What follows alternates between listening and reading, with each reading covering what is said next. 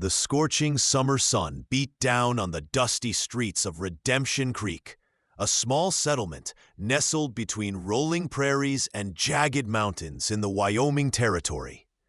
The year was 1878, and like many frontier towns that had sprung up in the aftermath of the Civil War, Redemption Creek balanced precariously between civilization and wilderness. Wooden buildings lined the main street, their weathered facades telling stories of harsh winters and unforgiving summers. The general store, the blacksmith, and the saloon formed the beating heart of the community, where ranchers, miners, and drifters converged with their hopes, dreams, and secrets. It was a place where fortunes could change with the turn of a card or the discovery of gold, where men lived and died by unwritten codes of honor, and where a woman's choices were often dictated by necessity rather than desire. Eleanor Sullivan stood at the window of her father's mercantile, her slender fingers absently tracing patterns in the dust that had gathered on the glass. At 24, she possessed a quiet beauty that had only deepened with time. Honey brown hair pulled back in a practical bun, intelligent hazel eyes that missed little, and a determined set to her jaw that spoke of inner strength. The daughter of Thomas Sullivan, one of the town's founding fathers and most prosperous merchants, Eleanor had been raised with privileges uncommon for a girl in these parts. She could read, write, and keep accounts with remarkable precision, but privilege came with its own price. Since her mother's passing 5 winters ago, Eleanor had shouldered the responsibility of running both the household and helping with the store, watching as her own dreams of independence slowly withered under the weight of duty. I'd like to kindly ask you to subscribe to our channel if you're enjoying this story. Where are you watching from today? Eleanor, come away from that window. We have matters to discuss.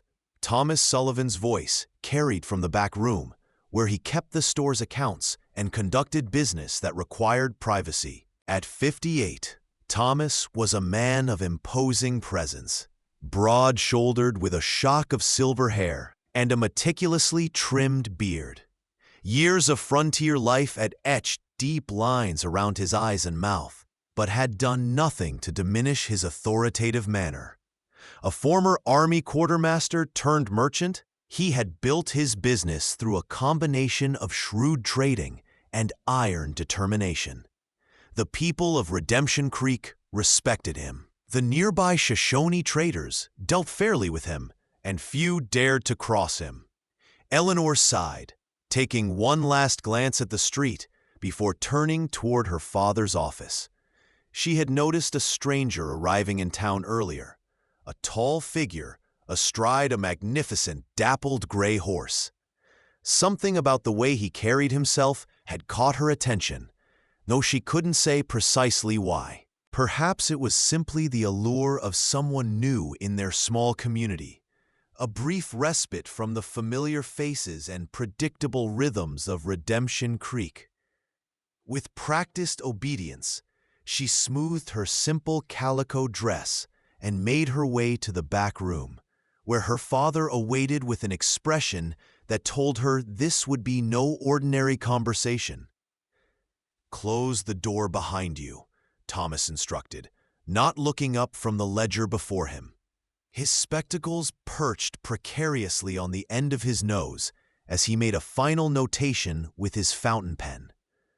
The office was a reflection of the man himself, orderly, practical, with no space wasted on frivolous decoration.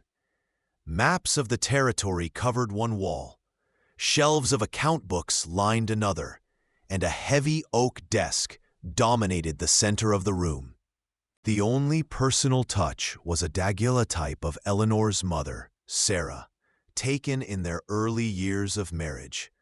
Her smile gentle yet somehow distant, as if she already knew her time in this world would be brief. Eleanor settled into the straight-backed chair across from her father, folding her hands in her lap as she had done countless times before when summoned for these discussions.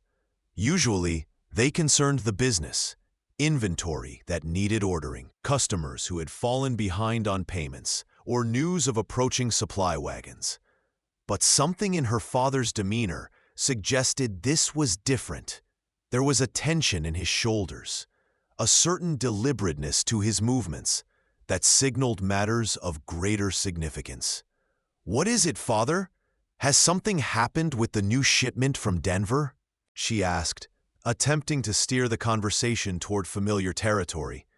Thomas removed his spectacles, pinching the bridge of his nose before fixing his daughter with a steady gaze. "No, the shipment is proceeding as planned. This is about your future, Eleanor. You're not getting any younger, and it's past time we settled the matter of your marriage." He spoke with the same decisive tone he used when negotiating a business deal, as if the matter were simply another transaction to be arranged to mutual benefit. "I've given this considerable thought, and I believe I've found a suitable match. Judge Harmon's son, William, has expressed interest in your hand. He's a fine young man with excellent prospects. The judge is considering him for the position of district attorney when the territory achieves statehood." Eleanor felt as though the air had been suddenly drawn from the room. She had known this conversation would come eventually, indeed, had been bracing for it, but the reality still struck her like a physical blow. William Harmon was barely 22, freshly returned from law studies in Boston, with soft hands that had never known a day's hard labor, and a condescending smile that suggested he found the entire town beneath him. During his brief visits to the mercantile, he had spoken to her as one might address a child, explaining simple matters as if she couldn't possibly comprehend them without his guidance. "Father, I hardly know William, and he's so young. Surely there's no rush to—" "There is every reason for haste," Thomas interrupted, his tone brooking no argument. "I'm not a young man anymore, Eleanor. This business, this life I've built, it will all be yours someday. But a woman alone in these territories faces challenges that would break the strongest spirit. You need a husband, someone with standing in the community, someone who can protect what we've built when I'm gone." His expression softened marginally, a rare glimpse of the vulnerability that lay beneath his stern exterior. "Your mother would have wanted to see you settled, secure in your future. Judge Harmon is influential. His son is educated. The match makes sense for everyone involved." Outside, the distant sound of horses' hooves and men's voices drifted through the window. Life in Redemption Creek continuing its steady pace, oblivious to the quiet drama unfolding within the mercantile's walls. Eleanor's mind raced, searching for arguments, for alternatives, for any path that might lead away from the future being laid out before her like a sentence. "What about my work here? The store needs me. The accounts," she began, only to be cut off once more by her father's raised hand. "William understands the value of what we've built. The arrangement would include your continued involvement in the business, at least until—" Thomas cleared his throat, uncomfortable with the implied reference to his own mortality. "The judge and I have discussed the terms. William would move in here, learn the business from the ground up. Everything would remain in the family name." He leaned forward, his elbows on the desk, his eyes intent upon his daughter's face. "Eleanor, I'm not asking you to marry a stranger or a brute. William is educated, well-mannered, from a good family. Many young women would consider themselves fortunate to receive such an offer." Eleanor's gaze dropped to her hands, now clasped so tightly that her knuckles had whitened. She thought of her mother, who had followed Thomas Sullivan from the civilized comforts of St. Louis into the untamed wilderness of the territories, who had borne the hardships of frontier life with quiet dignity, and who had, in her final days, whispered to her daughter, "Choose your own path, Ellie, however narrow it may seem." But what choice did she truly have? Unmarried women in the West had few options beyond becoming schoolteachers, seamstresses, or, in the most desperate circumstances, working girls at establishments like the Gilded Lily at the edge of town. "When would this relationship take place?" she asked, her voice barely above a whisper. "Judge Harmon has proposed a formal introduction at the Founders' Day celebration next week. The engagement could be announced by month's end, with a wedding before winter sets in." Thomas stood, moving around the desk to place a hand on Eleanor's shoulder, a gesture meant to be comforting, yet somehow feeling like the placement of a yoke. "I know this seems sudden, but you'll come to see the wisdom in it. William may be young, but he's ambitious. With the Sullivan name and resources behind him, there's no telling how far he might go. Governor of the territory someday, perhaps. Wouldn't you like that? To be the wife of an important man?" Eleanor remained silent, unable to voice the thought that echoed in her mind, that she had never aspired to be merely an accessory to someone else's ambitions, that in her private dreams, the ones she scarcely acknowledged even to herself, she had imagined a different sort of life, perhaps not grand or notable, but authentically her own.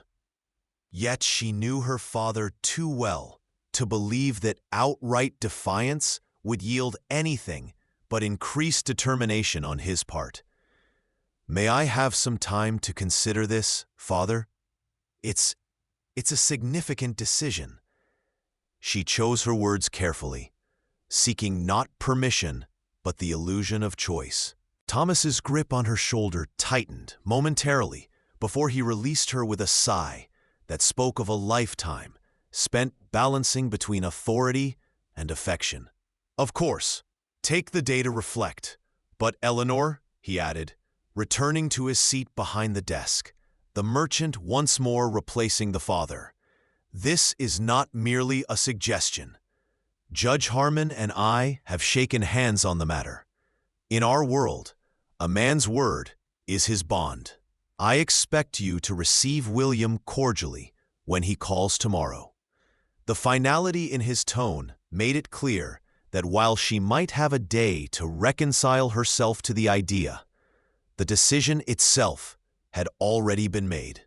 The bell above the mercantile's door jangled cheerfully, signaling a customer's arrival and providing Eleanor with a welcome excuse to escape the suffocating confines of the office. "I should attend to that," she said, rising quickly. Thomas nodded his dismissal, already returning his attention to the ledger before him, the matter of his daughter's future apparently settled to his satisfaction. Eleanor smoothed her expression into the pleasant mask she wore for customers, determined not to let her inner turmoil show as she stepped back into the main room of the store, ready to lose herself in the familiar routine of measuring fabric, weighing sugar, and calculating sums. The man who stood just inside the doorway was not one of their regular customers.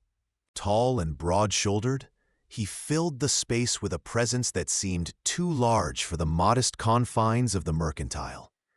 His clothes were trail-worn, but of good quality. A dark blue shirt under a leather vest, denim trousers tucked into well-used boots, and a battered hat held respectfully in his hands. But it was his face that caught and held Eleanor's attention. Weathered by sun and wind, lined by experience rather than merely age, it was a face that told stories without speaking a word. A neatly trimmed beard, shot through with silver, though he couldn't have been much past 40, framed a mouth that seemed more accustomed to determination than smiles. His eyes, though, a clear, startling blue, held an unexpected kindness that contrasted with his rugged appearance. "Afternoon, ma'am," he said, his voice a low rumble that carried the slightest hint of a southern drawl. "Hope I'm not intruding." There was a courteous deference in his manner that suggested he had once moved in more refined circles than those frequented by typical drifters.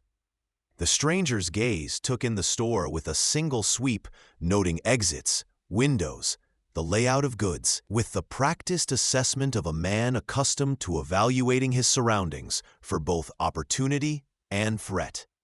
Yet there was nothing threatening in his demeanor as he returned his attention to Eleanor, waiting patiently for her response. Eleanor found herself momentarily at a loss for words, an unusual occurrence for someone who prided herself on her composure in all situations. "Not at all, sir. Welcome to Sullivan's Mercantile. How may I assist you today?" She managed finally, her professional tone masking the odd flutter of interest this stranger had awakened. She moved behind the long counter that separated customers from the store's more valuable goods, her fingers automatically straightening the already neat row of pencils beside the sales ledger. "Name's Nathaniel Hawkins," he offered, stepping further into the store with an unhurried gait that nonetheless covered the distance in a few strides. "Just arrived in town. Looking to stock up on a few necessities before moving on." He placed his hat on the counter, a gesture that revealed more silver threading through his dark hair at the temples, and produced a folded piece of paper from his vest pocket. "Got a list here, if you'd be kind enough to help me gather these items." As he handed her the list, their fingers brushed momentarily, and Eleanor noticed a pattern of calluses that spoke of a man familiar with both manual labor and the handling of weapons. The list was written in a surprisingly elegant hand, detailing practical items: coffee, salt, ammunition for a Winchester rifle, tobacco, matches, and several other staples of frontier travel. Eleanor nodded, moving efficiently around the store to gather the requested goods. "Passing through or planning to stay a while, Mr. Hawkins?" she inquired, maintaining the light conversation expected of a shopkeeper, while her mind worked to place this intriguing stranger. He didn't have the desperate look of the down-on-their-luck miners who drifted through town, nor the shifty eyes of the occasional outlaw seeking anonymity. There was a solidity to him, a sense of purpose that piqued her curiosity. Hawkins leaned slightly against the counter, his posture relaxed, yet somehow alert, like a man who had trained himself never to be entirely at ease. "Depends on what I find here," he replied, his gaze following her movements with quiet appreciation for her efficiency. "I've been tracking something for a while now. Trail led me to Redemption Creek." A shadow seemed to pass briefly over his features. Gone so quickly, Eleanor might have imagined it. "Thought I might rest up for a few days, take the measure of the place before deciding my next move. We have a decent boarding house on Sutter Street," Eleanor offered, placing the items he'd requested on the counter and beginning to tally the cost. "Mrs. Whitaker keeps clean rooms and serves hearty meals. More comfortable than camping, if you're staying more than a night." She glanced up to find him studying her with an intensity that might have been unsettling from another man, but from him seemed merely attentive, as if he were genuinely interested in her words rather than simply waiting for his chance to speak again. "Much obliged for the recommendation," Hawkins said, with a slight inclination of his head. "And the name of this establishment's proprietor? Always like to know who I'm doing business with." There was a careful neutrality to the question that suggested more than casual interest, though his expression remained pleasant and unrevealing. Eleanor hesitated for just a moment before answering. Something about Nathaniel Hawkins made her want to confide in him, an absurd notion regarding a man she had just met. "Thomas Sullivan owns this mercantile," I'm his daughter, Eleanor Sullivan. She completed her calculations, writing the total neatly at the bottom of the page. That'll be $4.65, Mr. Hawkins. She watched as he reached into his pocket and produced a small leather wallet, counting out the exact amount in a combination of coins and notes. Sullivan, he repeated, as if testing the name.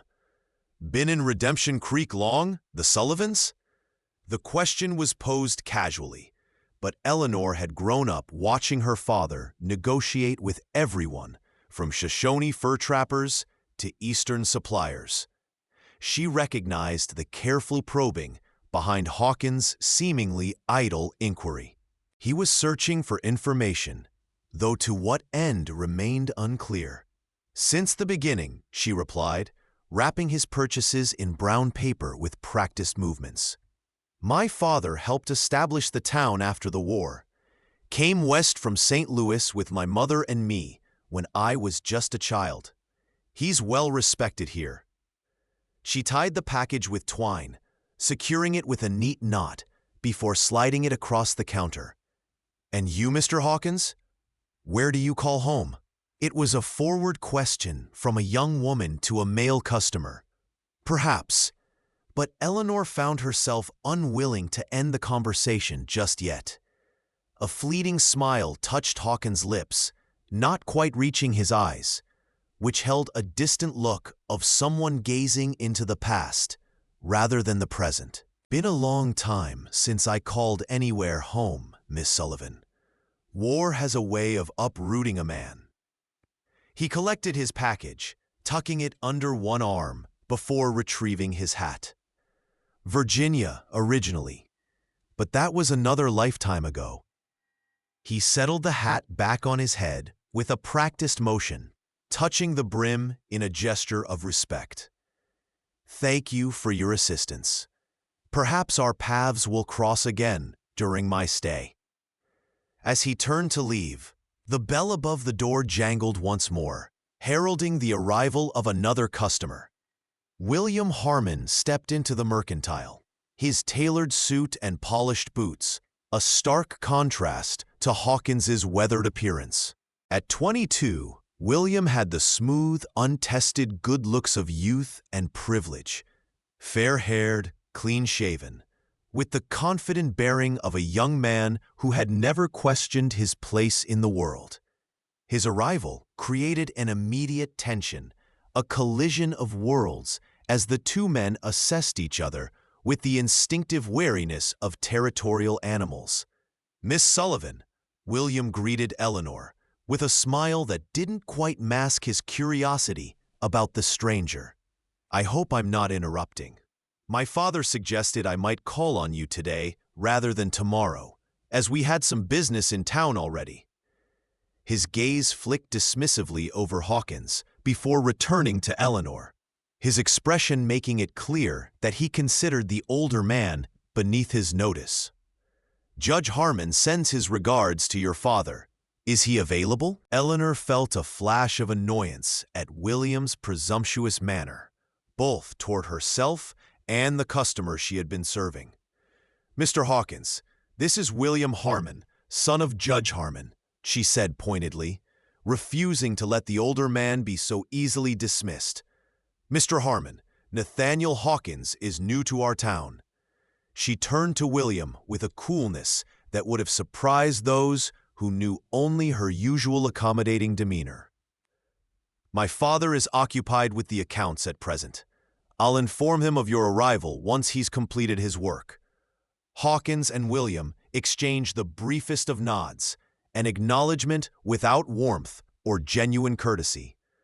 Don't let me keep you from your business, Miss Sullivan, Hawkins said, his tone revealing nothing of his thoughts regarding the interruption.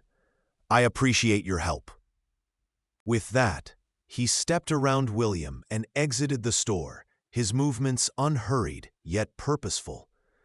Through the window, Eleanor watched as he secured his package to his saddle, spoke briefly to his horse, an impressive dappled gray that stood at least 16 hands high, and swung himself into the saddle with a fluid grace that belied his size. As he rode away, she found herself wondering what story lay behind those weathered features and searching eyes. "Rather rough-looking fellow," William commented, bringing Eleanor's attention back to the present moment. He moved toward the counter with the casual entitlement of someone accustomed to being the center of attention. "One can never be too careful with drifters. I hope he didn't trouble you." There was a proprietary note in his voice that Eleanor might have found flattering from someone she admired, but from William, it merely reinforced her father's earlier words about the arranged match. Eleanor busied herself with rearranging items on the counter, needing the distraction to compose herself. Mr. Hawkins was perfectly civil, simply a customer requiring service like any other. She met William's gaze directly, a small act of defiance against the future that seemed to be closing in around her. "I'll let my father know you're here, though, as I said, he may be occupied for some time yet." She made to move toward the back office, but William's hand on her arm stopped her. "There's no hurry," he said, his smile warming as he released her arm. "Actually, I hope to speak with you, Eleanor. May I call you Eleanor? I feel we should become better acquainted given what our fathers have been discussing." His confident manner suggested he anticipated no resistance to this plan, that he viewed their match as not merely arranged, but inevitable. Eleanor felt a knot forming in her stomach, a physical manifestation of the trap she sensed tightening around her. Yet years of social training prevented her from displaying the unease she felt. "Of course, Mr. Harmon, though I must attend to any customers who enter." She gestured toward the empty store, acknowledging the momentary reprieve its quiet afforded them. "What would you like to discuss?" William leaned against the counter, in an unconscious echo of Hawkins' earlier posture. Though where the older man had exuded quiet strength, William projected an almost theatrical confidence. "I thought we might discuss our future. Father tells me you're quite accomplished for a frontier woman. Reading, writing, figures. That's commendable. Of course, once we're married, you'll have household staff to manage these matters of commerce. I expect to be quite busy establishing my legal practice and political connections." He spoke as if conferring a great favor, liberating her from the burdens of the mercantile. The casual dismissal of her life's work. The years spent learning every aspect of the business. The pride she took in her contributions stung more sharply than Eleanor had anticipated. "I've managed both household and store since my mother's passing, Mr. Harmon. I find the work satisfying." She kept her tone even, unwilling to reveal how deeply his assumptions had wounded her. "Your father and mine may have discussed arrangements, but I've made no decisions regarding my future." William's expression flickered briefly with surprise before settling into an indulgent smile, as if humoring a child's fanciful notions. "Come now, Eleanor. Surely you understand the practical considerations at play. Your father isn't getting any younger. A woman alone can't possibly maintain a business of this scope without male protection and guidance. Our marriage would secure your future and elevate your standing in the community. As the wife of a future district attorney, perhaps someday a judge or territorial governor, you would enjoy privileges few women in these parts could imagine." Each word he spoke, though doubtless intended to entice, only strengthened Eleanor's internal resistance. The future he described, ornamental, dependent, defined entirely by his ambitions rather than her own, struck her as a gilded cage, no matter how he might embellish its comforts. "I appreciate your concern for my welfare," she managed, choosing diplomacy over honesty. "But as I said, such decisions require careful consideration. Now, if you'll excuse me, I really should inform my father of your arrival." Before William could object, Eleanor moved swiftly toward the back office, needing escape from both his presence and the mounting pressure of expectations being placed upon her. The remainder of the afternoon passed in a haze of routine tasks and forced pleasantries. William stayed for nearly an hour, speaking with Thomas Sullivan about business prospects and territorial politics, while casting frequent glances toward Eleanor. His expression a mixture of assessment and assumed ownership that made her skin crawl. When he finally departed, with promises to call again soon, Eleanor felt as though she had been holding her breath for hours. The weight of her father's expectations, William's presumptions, and her own uncertain future pressed down upon her with suffocating intensity. As the sun began its descent behind the jagged peaks that bordered Redemption Creek to the west, casting long shadows across the dusty main street, Eleanor knew she needed escape, if only temporary. "Father, I'm going to visit Mrs. Daniels before supper," she announced, untying her shop apron and reaching for the light shawl she kept behind the counter. Martha Daniels, a widow who lived at the edge of town, had been her mother's closest friend and remained one of the few people in Redemption Creek with whom Eleanor could speak freely. She mentioned needing help with some mending when she was in yesterday. "I won't be long." Thomas Sullivan grunted acknowledgement, too absorbed in his ledgers to offer more than perfunctory interest in his daughter's movements. "Be home before dark. Streets aren't safe for a young woman after nightfall." It was the same warning he had issued countless times, a reflexive caution rather than a response to any specific threat.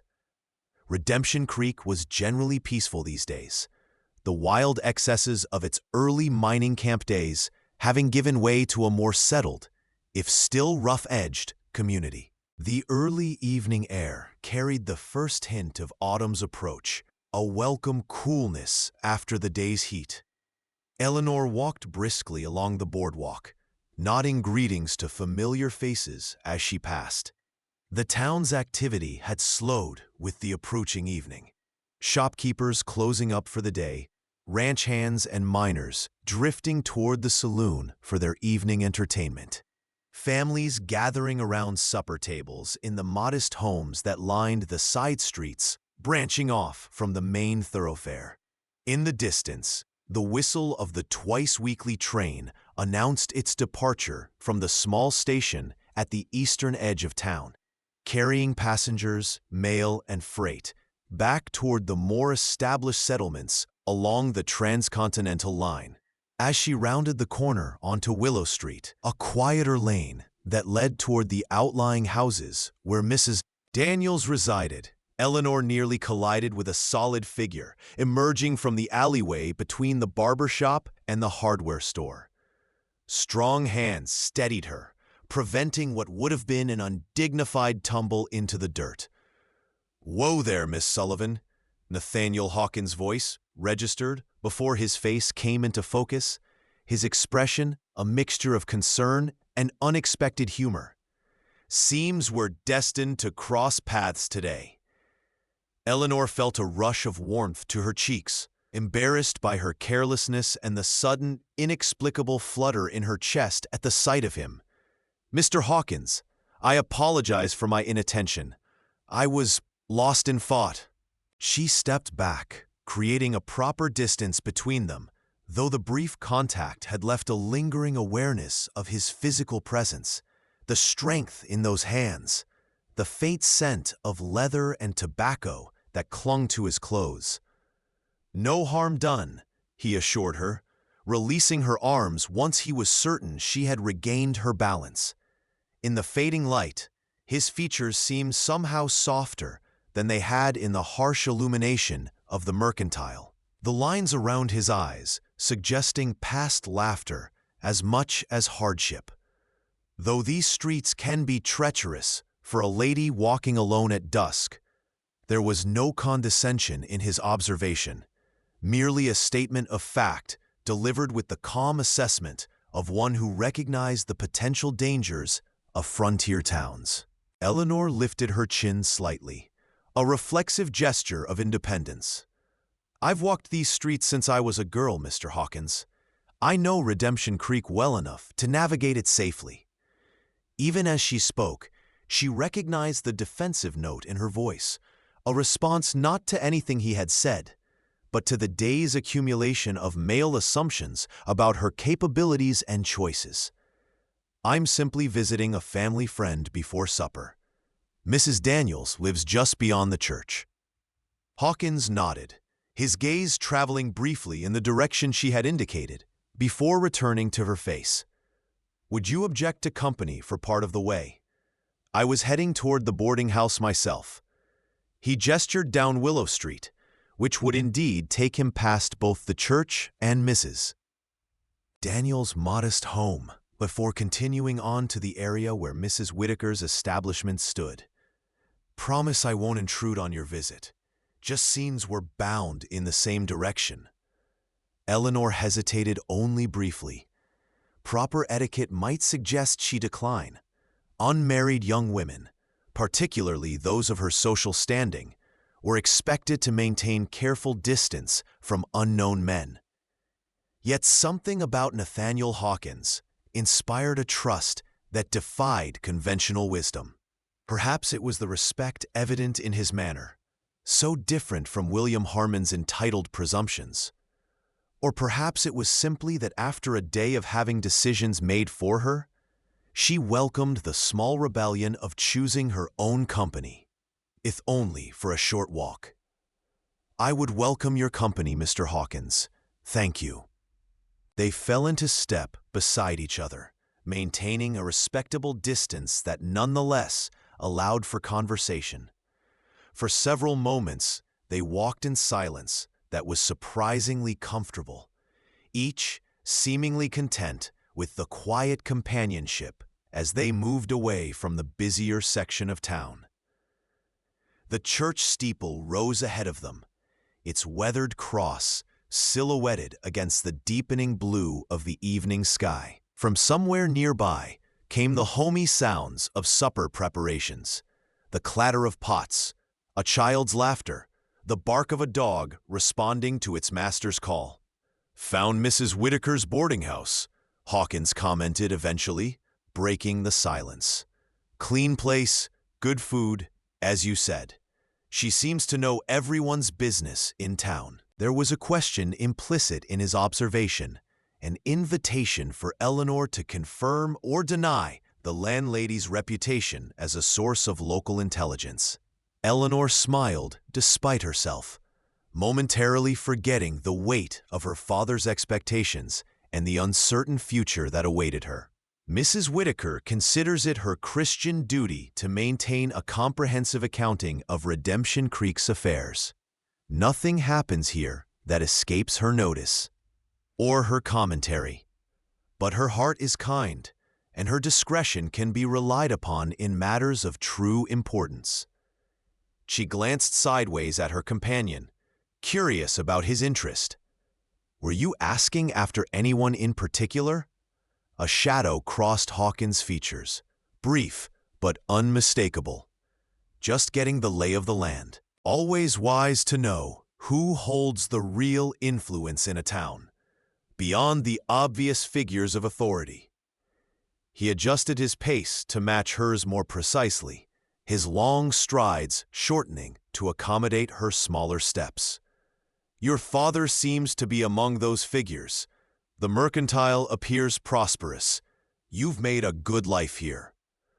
The observation, delivered as a simple statement rather than the leading question it might have been from another, prompted Eleanor to a candor that surprised her. "My father built something substantial from nothing. I respect that deeply. But sometimes I wonder." She hesitated, suddenly aware of how inappropriate it would be to confide her private doubts to a virtual stranger. "Forgive me. It's been a trying day, and I'm afraid I'm not myself." Hawkins seemed to sense her withdrawal and made no attempt to press for the completion of her thought. Instead, he offered a brief, understanding nod and changed the subject with a tactfulness that spoke of social graces acquired in a different life than the one he currently inhabited. "That's a fine church," he remarked, nodding toward the simple white structure they were approaching. "Been part of the town long?" Grateful for the shift in conversation, Eleanor followed his gaze to the modest building that served as Redemption Creek's primary house of worship. "Since the beginning, my father helped raise the funds for its construction.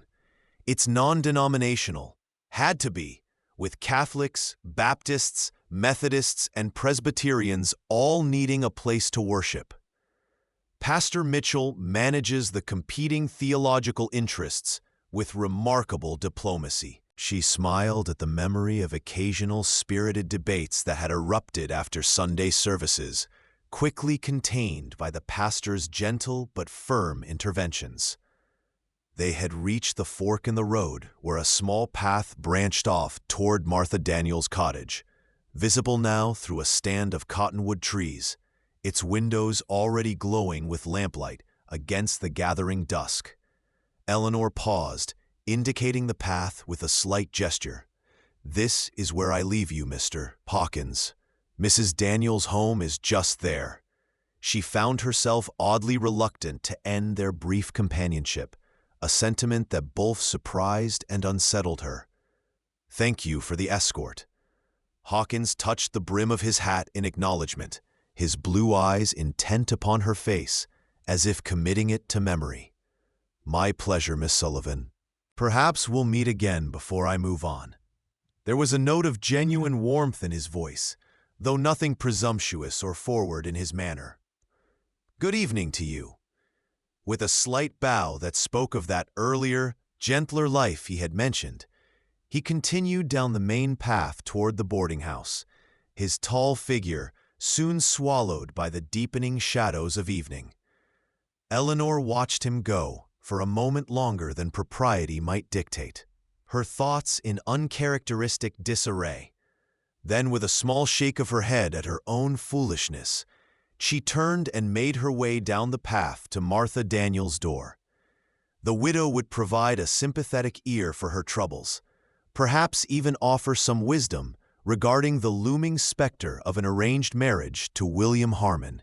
Yet as she knocked on the weathered door, Eleanor found her mind returning not to William's smooth, youthful features and ambitious plans, but to the weathered face and searching gaze of a man who seemed to carry the weight of his own mysteries.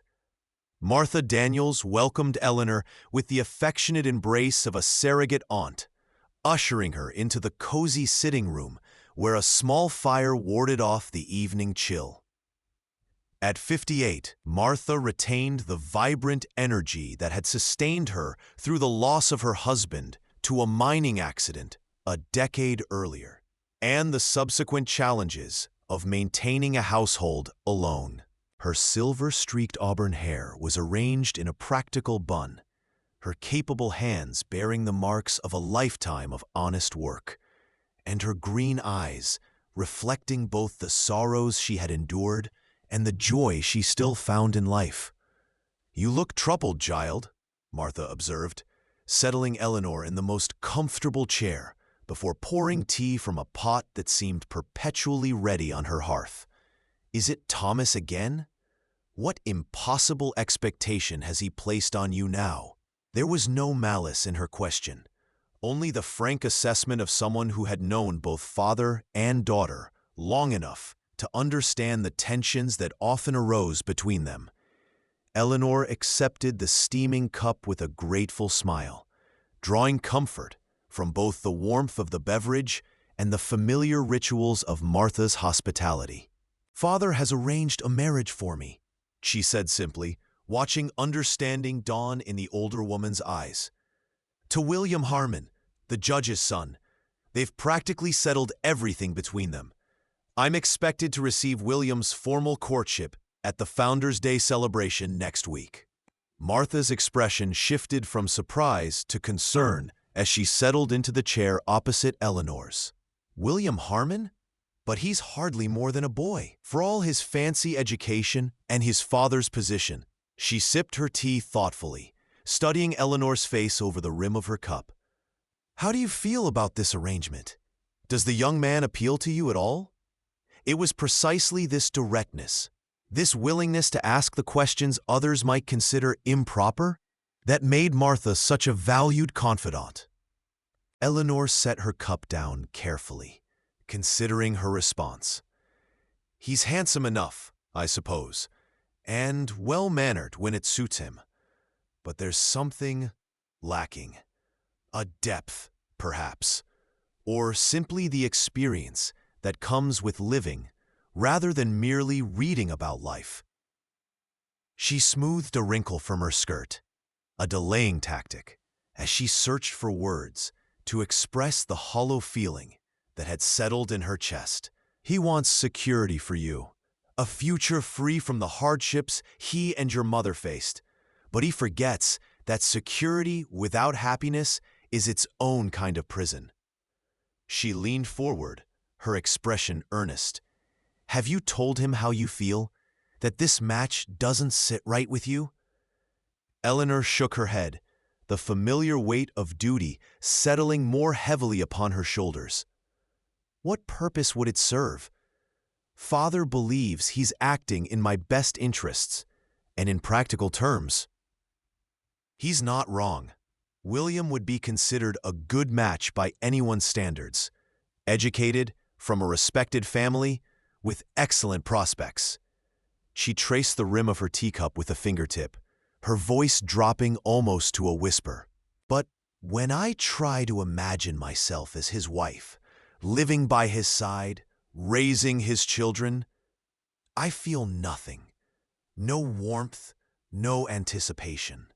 Only a sense of doors closing, one after another. Martha's gaze sharpened, her intuition honed by years of observing the complexities of human relationships. And has someone else awakened those feelings in you? Someone who makes doors seem to open rather than close? There was no judgment in her question, only genuine interest and concern. The unbidden image of Nathaniel Hawkins rose in Eleanor's mind. His weathered face, the quiet dignity of his bearing, the unexpected gentleness behind his rugged exterior. She felt a flush of warmth rise to her cheeks and quickly shook her head, dismissing the foolish notion. No, of course not. I barely know any eligible men in Redemption Creek, and those I do know are either already married or... She trailed off, unwilling to voice the less charitable assessments of the remaining bachelors in their small community. Or lacking in the qualities you'd seek in a husband, Martha finished for her, a knowing smile playing at the corners of her mouth. It's not wrong to want more than mere security, Eleanor. Your mother understood that, though she never spoke of it openly. Sarah chose your father for love, against her own family's wishes. She believed in his vision, his strength of purpose. That's why she followed him west, into a life so different from the one she'd known in St. Louis. She reached across to pat Eleanor's hand. She would want you to follow your heart as she did hers. Eleanor felt tears pricking at the corners of her eyes, not from sadness, but from the bittersweet comfort of being understood so completely. But how can I follow my heart when I don't even know what it wants? When every path seems to lead back to the same narrow future? She wiped away a stray tear with a quick, impatient gesture. Father expects an answer tomorrow. William will call again, and I'm to receive him cordially, as befits my future husband. Martha's expression grew thoughtful as she refilled their teacups, the familiar domestic ritual providing a momentary respite from the weight of their conversation. The heart knows what it wants, Eleanor, even when the mind hasn't caught up yet. Trust those feelings of resistance. They're trying to tell you something important. She settled back in her chair, her gaze distant as if looking into the past. I was fortunate. I married for love. My Daniel was a good man, honest and kind. Our years together were too few, but I never regretted choosing him, even when times were hard. The older woman's words stirred something in Eleanor, a longing for that kind of certainty, that bone-deep knowledge that one's choice was right, regardless of external judgments or practical considerations. But how did you know? How were you so sure he was the one worth choosing, worth fighting for if necessary?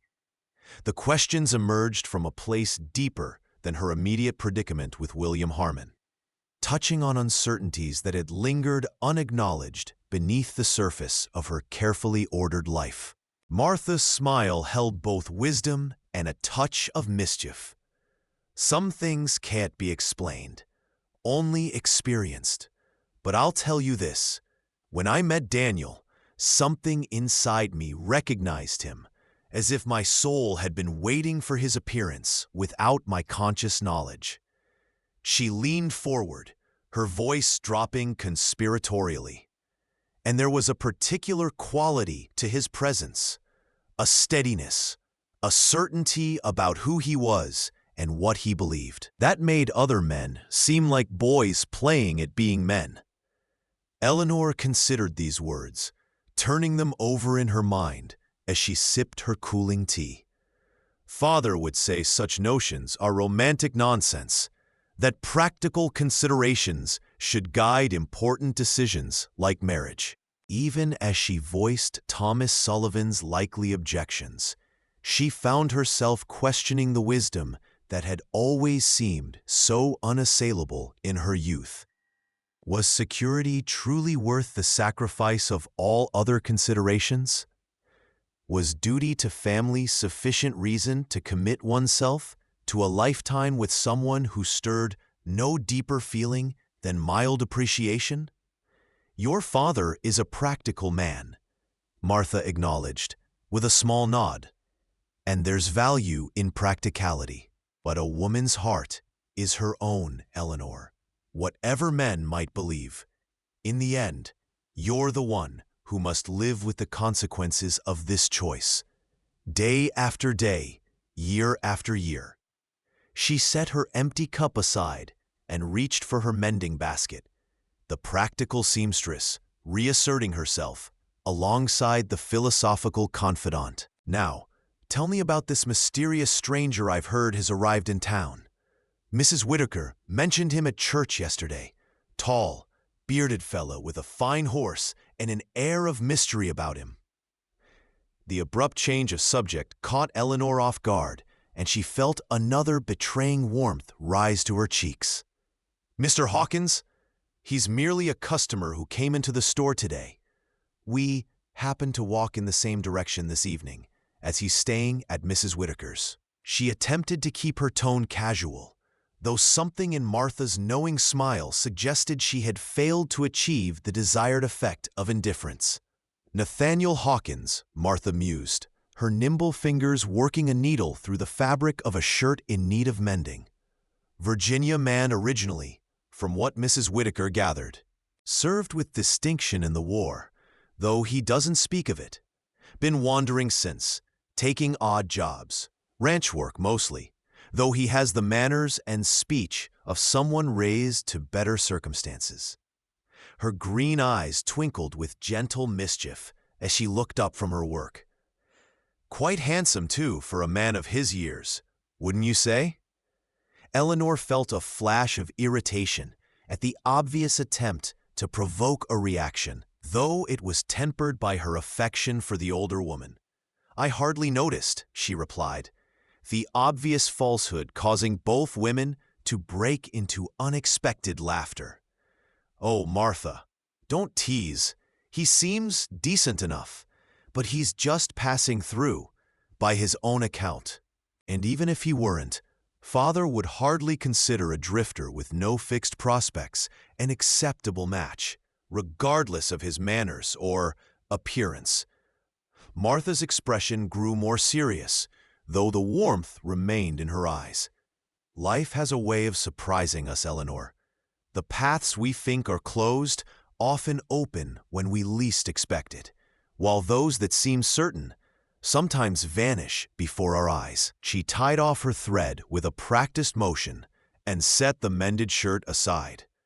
All I ask is that you give yourself permission to consider what you truly want before committing to William Harmon's vision of your future. Your mother would expect no less. The mention of her mother brought a fresh ache to Eleanor's heart. The enduring sorrow of having lost Sarah Sullivan's gentle guidance too soon, particularly now when she faced such a momentous decision. "I miss her," she admitted softly, "especially at times like these. Father means well, but he sees the world so differently. Everything is business to him. Problems to solve, assets to secure, risks to mitigate, including his daughter's future." Martha finished with a sympathetic nod. Thomas has always been a man who believes he can shape the world to his will through sheer determination. It served him well in building his business, in establishing himself in this community. But the heart follows its own compass, unswayed by logical arguments or practical arrangements. She rose from her chair, moving to the small side table where a framed daguerreotype showed a younger Martha beside a tall, bearded man with kind eyes. "Daniel and I had 8 good years together. If I had known how brief our time would be, I still would have chosen him over any more suitable match." The simple statement, delivered without drama or excess emotion, struck Eleanor with unexpected force. Martha had faced widowhood in a frontier town with few protections for women alone, had endured hardships that might have been avoided with a different, more pragmatic choice of husband. Yet she spoke of her marriage with a certainty that suggested those 8 years had been worth whatever followed. "How do you remain so certain?" Eleanor asked, genuinely curious, "even after everything you faced since losing him." Martha turned from the photograph, her expression serene, despite the weight of memories it clearly evoked. "Because some choices define us, Eleanor. They become the foundation upon which we build everything else. I am who I am today because I loved Daniel Daniels, because he loved me, because we faced life's challenges together for those 8 precious years." She returned to her seat, regarding Eleanor with gentle intensity. "The question isn't whether you should marry William Harmon. It's who you wish to become through the choices you make now." The profound simplicity of Martha's perspective settled over Eleanor like a mantle, both comforting and challenging. Who did she wish to become? The supportive wife of an ambitious young lawyer, rising through territorial politics on the foundation of her father's connections and resources? Or something else, something perhaps less defined, less secure, but more authentically her own? "I need to think," she said finally, rising from her chair. "Father will be expecting me home for supper, and it's growing late." Martha walked her to the door, enfolding her in a warm embrace before she stepped out into the evening air. "Trust yourself, Eleanor. Your mind may doubt, but your heart knows."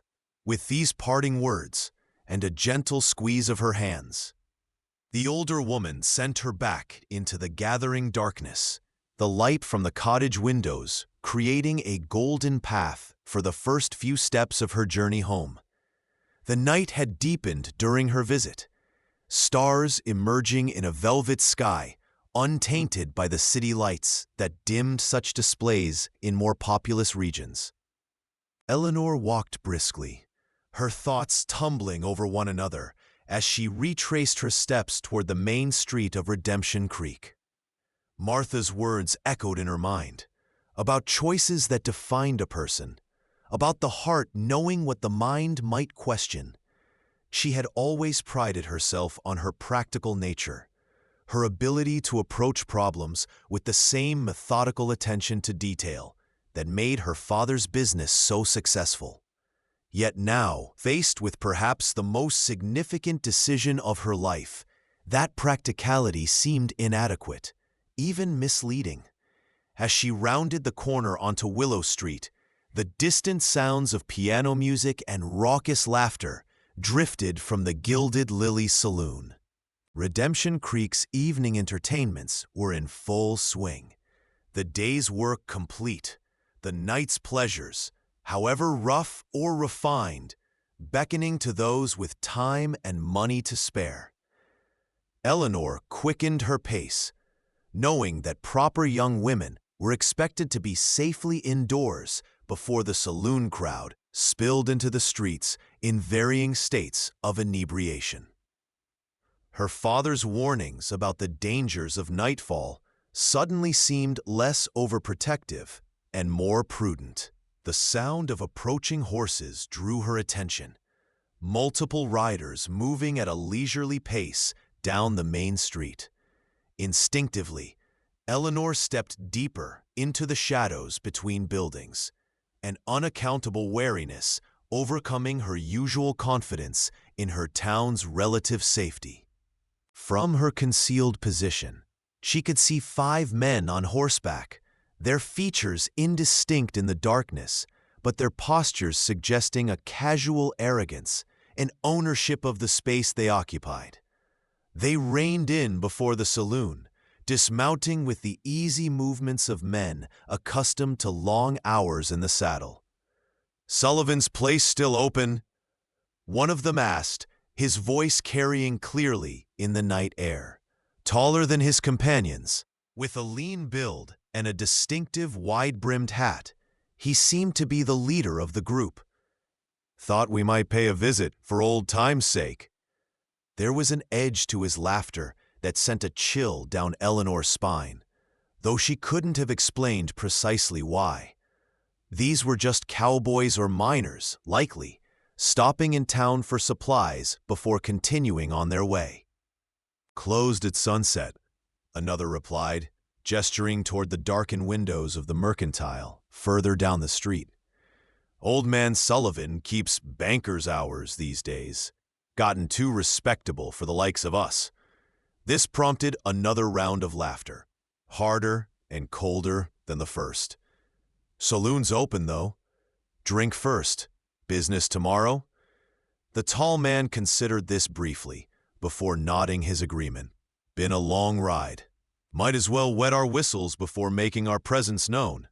Sullivan's waited 3 years. He can wait one more night." With that cryptic remark, he led his companions into the saloon, the batwing doors swinging shut behind them as the piano music swelled to accommodate the new arrivals. Eleanor remained frozen in the shadows, a sense of unease settling over her like a physical weight. Something in the man's tone when he mentioned her father's name suggested more than casual business. The words, "for old time's sake," carried an ominous undercurrent, as did the reference to a 3-year wait. Thomas Sullivan had many business associates across the territory, not all of them entirely reputable, but she had never known him to leave debts unpaid or promises unfulfilled.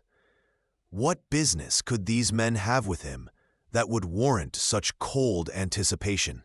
Lost in troubled speculation, she nearly collided with a solid figure emerging from the cross street, her second such encounter of the evening. This time, however, the steadying hands that prevented her stumble belonged not to Nathaniel Hawkins, but to William Harmon, his youthful features illuminated by the glow of a nearby storefront lantern. "Eleanor, what on earth are you doing out at this hour, alone?" His tone mingled concern with disapproval, the latter adding an edge to Eleanor's already unsettled nerves. "I was visiting Mrs. Daniels," she replied, stepping back to establish a proper distance between them. "I'm on my way home now." She glanced past him toward the saloon, where the mysterious riders had disappeared, wondering whether to mention the odd exchange she had overheard. Something held her back, perhaps an instinctive reluctance to share anything of personal concern with William after the presumptions he had displayed earlier in the day. William offered his arm with a courtly gesture that would have seemed more natural in a Boston drawing room than a dusty frontier street. "Allow me to escort you home. These streets are no place for a lady after dark. Your father would be most displeased to know you're wandering about unaccompanied." The subtle emphasis on lady and unaccompanied carried the weight of social judgment, a reminder of the standards to which she would be held as his future wife. Eleanor hesitated before accepting his arm, the necessity of safe passage home outweighing her desire for continued independence. "Thank you, Mr. Harmon. That's very kind." She kept her tone neutral, neither encouraging nor dismissive, as they began walking toward the mercantile and the living quarters above it that she shared with her father. The contrast between this escort and her earlier walk with Nathaniel Hawkins struck her forcefully. Where the older man's company had felt companionable and undemanding, William's presence carried an expectation of gratitude, of acknowledgement for his chivalry. "I spoke with your father at length this afternoon," William commented as they walked, his stride unconsciously quickening so that Eleanor had to hasten her steps to keep pace. "He seems quite favorable to our arrangement. I believe you'll find me a considerate husband, Eleanor. My legal education has taught me the value of clear agreements, and I'm prepared to be generous regarding your continued involvement with the mercantile, at least until children arrive to occupy your attention." He delivered these statements with the confident air of one who expects his generosity to be recognized and appreciated. Eleanor felt a tightening in her chest at the casual way he mapped out her future, the children she would bear, the gradual distancing from the work that had given her purpose and pride. "My father mentioned your discussions," she acknowledged, careful to neither confirm nor deny her own participation in these plans. "Though I believe any formal arrangements would be premature until we've had more opportunity to become acquainted." It was as close to resistance as she dared express directly, the small assertion of her right to at least the appearance of choice. William's grip on her arm tightened slightly, though his expression remained pleasant in the intermittent light of passing storefronts. "Of course, propriety must be observed, but between us, I think we can acknowledge that our match makes excellent sense for both families. Your father gains a son with legal training to help manage his affairs and eventually inherit his business. My father secures valuable commercial connections throughout the territory. And you, my dear Eleanor, gain the protection and status of a husband with excellent prospects." The practical calculation behind his words stripped any pretense of romance or personal connection from the proposed union, reducing it to a business transaction with mutual benefits. They had reached the mercantile, its darkened windows reflecting the scattered lights of Redemption Creek's evening activities. Eleanor's living quarters were accessed through a separate entrance at the side of the building, a narrow staircase leading to the comfortable apartment she had worked to make a home for herself and her father. As they approached the door, William slowed his pace, clearly anticipating some form of parting gesture, perhaps a kiss to seal their understanding, or at least a warm expression of gratitude for his escort. Instead, Eleanor withdrew her arm from his with gentle firmness, maintaining a proper distance as she retrieved her key from her pocket. "Thank you for seeing me safely home, Mr. Harmon. Good evening to you." She turned the key in the lock, eager now for the sanctuary of familiar walls and the solitude to process the tumultuous thoughts and feelings that had been stirred by this most unusual day. William's expression flickered briefly with disappointment before settling back into his habitual confidence. "Until tomorrow, then. Perhaps we might take a walk after church? The weather promises to be favorable. His tone suggested he expected agreement, rather than asking a genuine question. Another small assumption of authority over her time and choices. Eleanor paused on the threshold, one hand on the doorframe as she considered her response. The events of the day had shifted something within her, awakened questions that had long lain dormant beneath the weight of duty and expectation. Martha's words returned to her, about choices that defined a person, about trusting one's heart even when the mind might doubt. "Tomorrow is uncertain, Mr. Harmon," she said finally, her voice soft but resolute. "Let us wait and see what it brings before making plans." Without waiting for his response, she stepped inside and closed the door firmly behind her. The sound of the lock turning, a small but definitive assertion of her right to privacy, to boundaries, to choices not yet made. Through the small window beside the door, she watched as William stood for a moment longer, his expression a mixture of confusion and annoyance, before turning and walking back toward the center of town, his posture rigid with wounded pride. Eleanor leaned against the closed door, the silence of the empty stairwell a welcome respite after the emotional complexity of the day. Her father's voice drifted down from above, calling her name with a question in his tone, wondering at her delayed return. "Coming, father," she replied, beginning the ascent with steps that felt somehow lighter than they had that morning. Tomorrow would bring its own challenges, her father's expectations, William's presumptions, the mysterious riders with their ominous interest in Thomas Sullivan.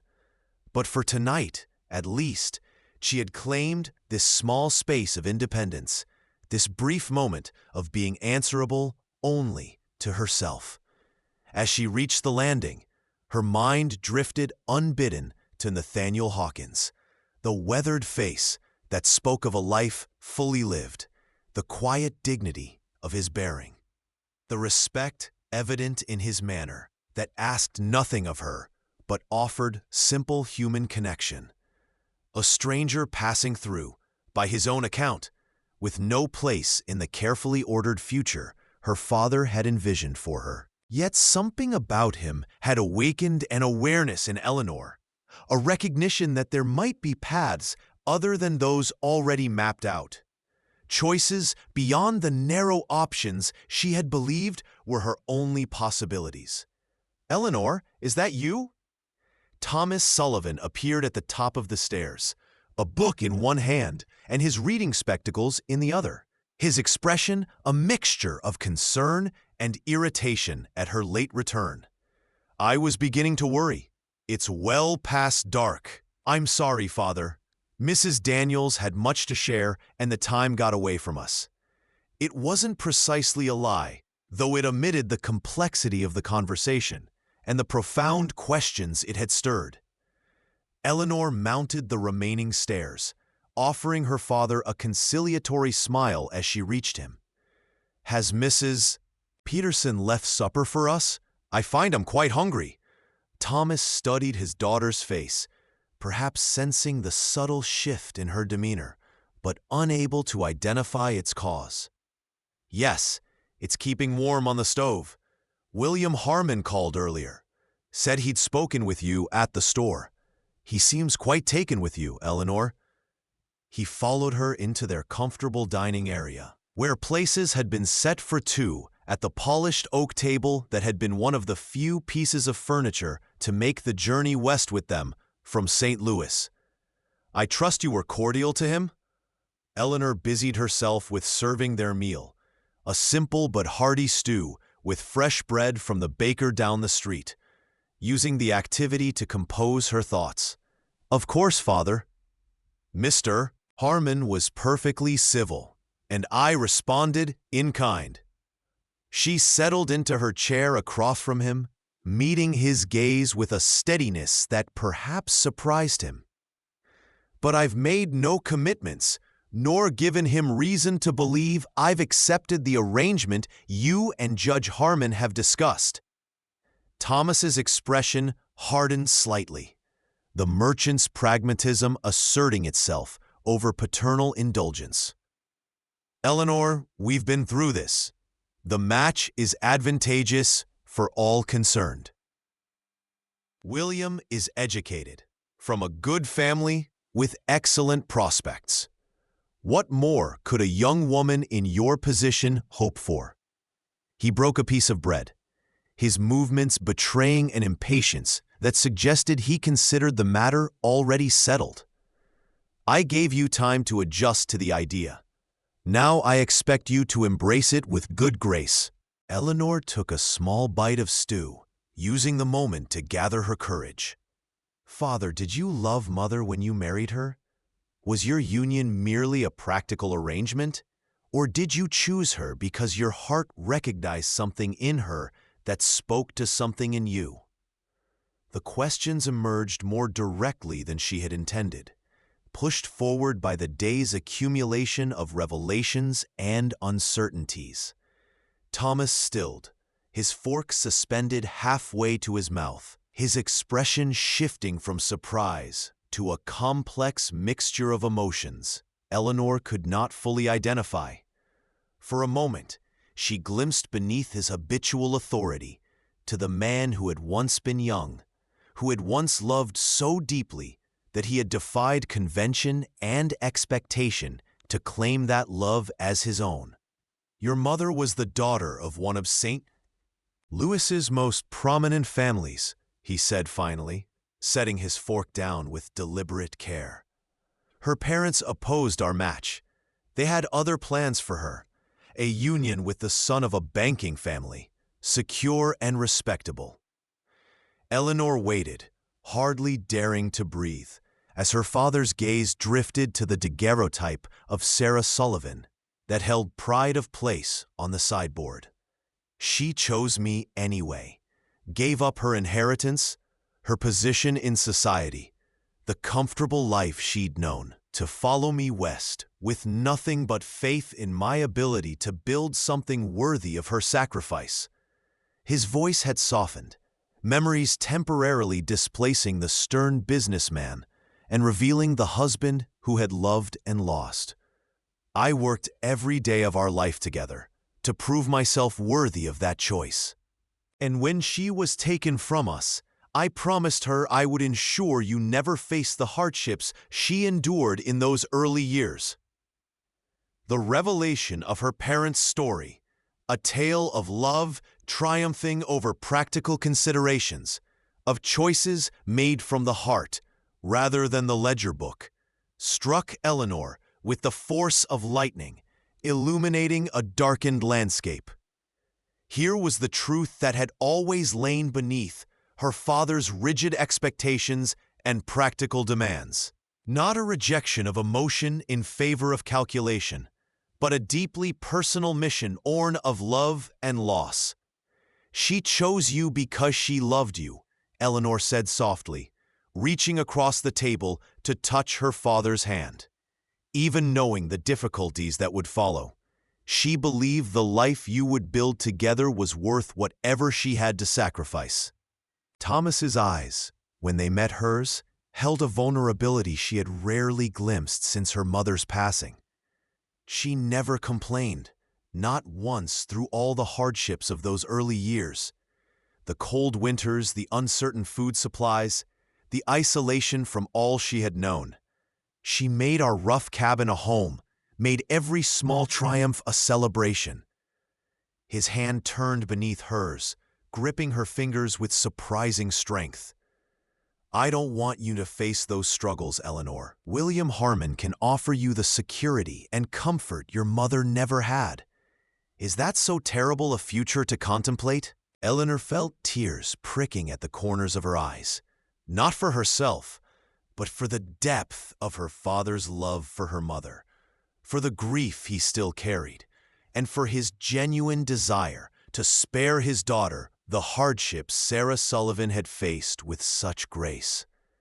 "It's not terrible, Father, but it's not my choice.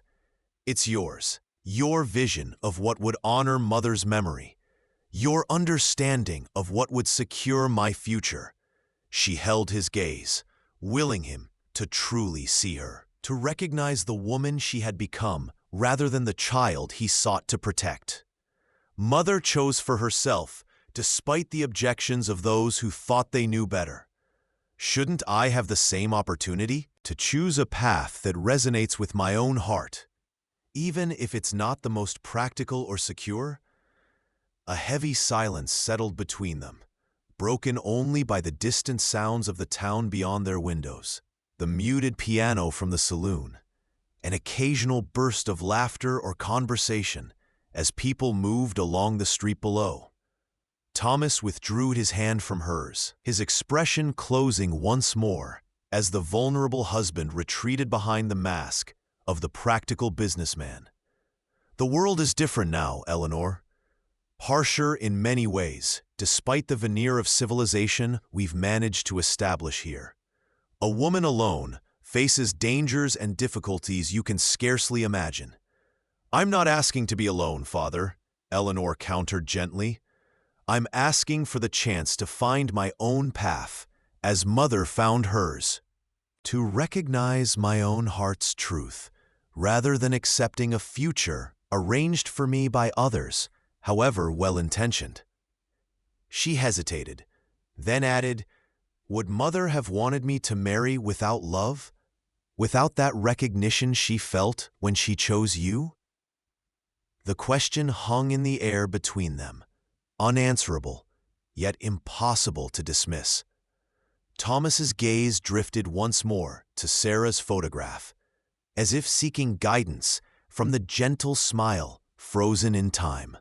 You've always been more like her than me, he admitted finally, a reluctant acknowledgement of a truth they both recognized. Practical on the surface, but with a core of steel beneath when your convictions are challenged. A heavy sigh escaped him, the sound of a man reassessing long-held certainties. What would you have me tell Judge Harmon? The arrangements are all but finalized. Eleanor felt a surge of hope at this first indication that her father might consider her wishes rather than simply imposing his own. Tell him the truth, that no formal commitment has been made, that we need more time to consider such an important decision. She leaned forward, her voice earnest. I'm not rejecting the possibility out of hand, Father.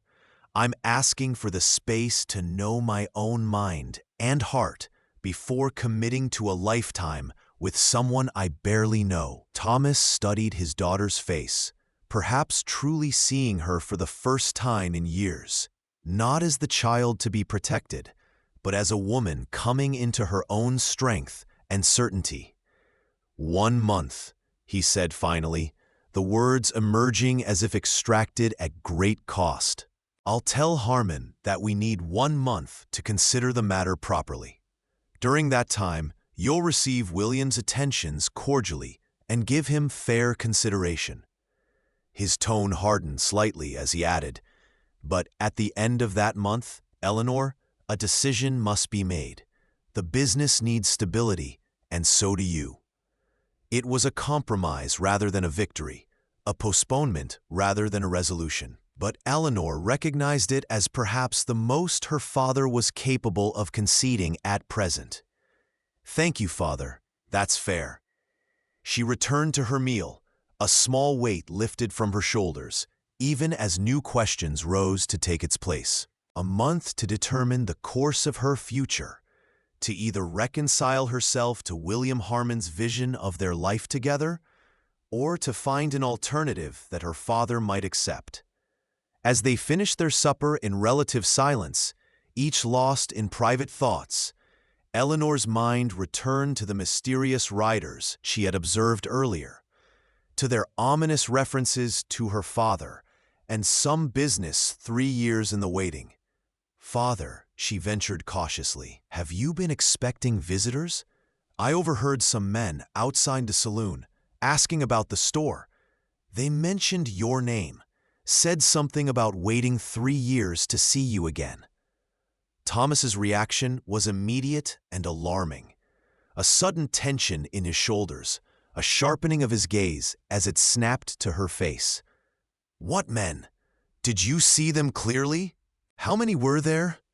The rapid succession of questions carried an urgency Eleanor had rarely witnessed in her usually composed father. 5 riders, I think. I didn't see their faces clearly in the darkness.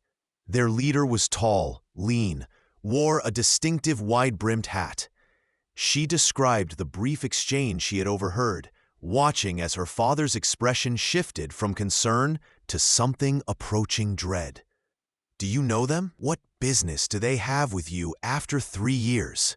Thomas rose abruptly from the table, moving to the window that overlooked the main street, though the angle prevented any view of the saloon where the mysterious riders had disappeared. It's nothing for you to concern yourself with, Eleanor. Just some old business associates passing through. The dismissal might have been convincing, if not for the tension evident in every line of his body, the way his hand gripped the window frame with whitened knuckles. Promise me you'll stay close to home tomorrow. No wandering about town alone. The sudden shift from their discussion of her future to this new, unnamed concern was jarring. Eleanor had never seen her father truly frightened. Cautious, yes. Stern, certainly. But never gripped by the kind of fear she now sensed beneath his attempted nonchalance. Father, what is it? Who are these men? She rose as well, moving to stand beside him at the window. If there's trouble, we should notify Sheriff Davis. Thomas shook his head sharply, turning away from the window with a forced smile that did nothing to dispel the worry in his eyes. No need for that. As I said, just old business. Nothing for you to worry about. He collected their dishes with unusual haste, carrying them to the wash basin in a transparent attempt to end the conversation. It's been a long day. You should get some rest. Tomorrow is Sunday. Church in the morning. Then perhaps that walk with young Harmon afterward. The fresh air would do you good. The abrupt dismissal of her concerns, coupled with his obvious distress, only deepened Eleanor's unease. In their small community, her father had always been a pillar of strength and stability, respected by all, feared by some, but never himself displaying fear. Whatever connection existed between Thomas Sullivan and the mysterious riders clearly went beyond ordinary business, touching something her father wished to keep buried in the past. "Father," she began, only to be cut off by an uncharacteristically sharp gesture. "Enough, Eleanor. I said it's nothing to concern yourself with, and I expect you to respect that." His tone brooked no further discussion, the authority of the merchant and father reasserting itself over any momentary vulnerability he might have displayed. "Go to bed. We'll speak more tomorrow, after services." Dismissed like a child, despite their earlier moment of connection, Eleanor retreated to her bedroom with reluctant steps, her mind churning with unanswered questions. As she prepared for bed, removing the pins from her hair and changing into her nightgown, she found herself standing before her window, gazing out at the star-filled sky above Redemption Creek. Somewhere beneath that same sky, Nathaniel Hawkins was perhaps contemplating his own uncertain future, his own unfinished business in their small frontier town. The thought brought an unexpected comfort, a sense that perhaps she was not alone in navigating waters more complex than they appeared on the surface. The distant piano music from the saloon had faded, the town settling into the deeper quiet of late evening. Tomorrow would bring new challenges: her father's mysterious past, William Harmon's persistent courtship, the continuing question of her own heart's desires. But for tonight, Eleanor allowed herself to simply be, to acknowledge the stirrings of something new and unfamiliar within her. A courage, perhaps, or a determination to claim her own path, whatever obstacles might stand in her way. Choose your own path, Ellie, however narrow it may seem. Her mother's final words, whispered in those last difficult days, returned to her with new clarity and urgency.